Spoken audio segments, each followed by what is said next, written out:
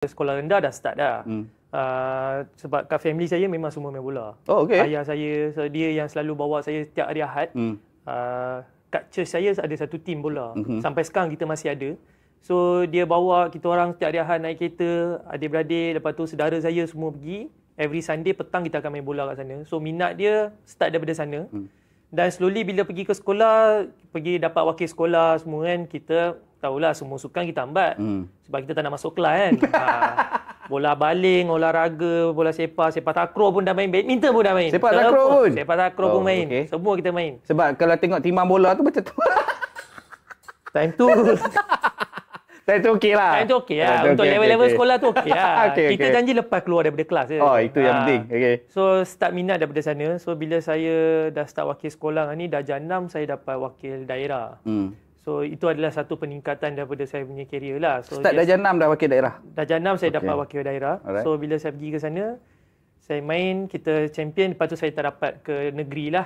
So saya balik ke sekolah. So sekolah yang saya belajar tu sekolah premier, sekolah St. Michael.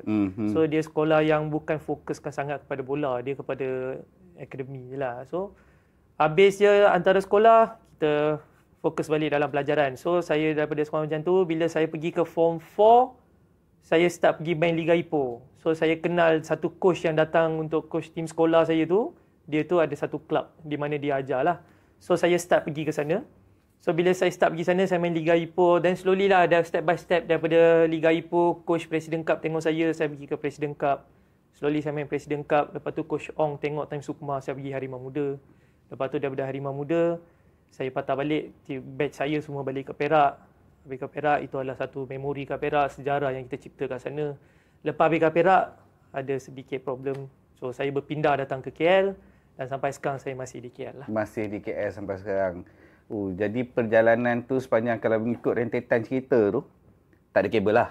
Alamak. Kita jenis yang tak pakai kabel. Kita yang kabel.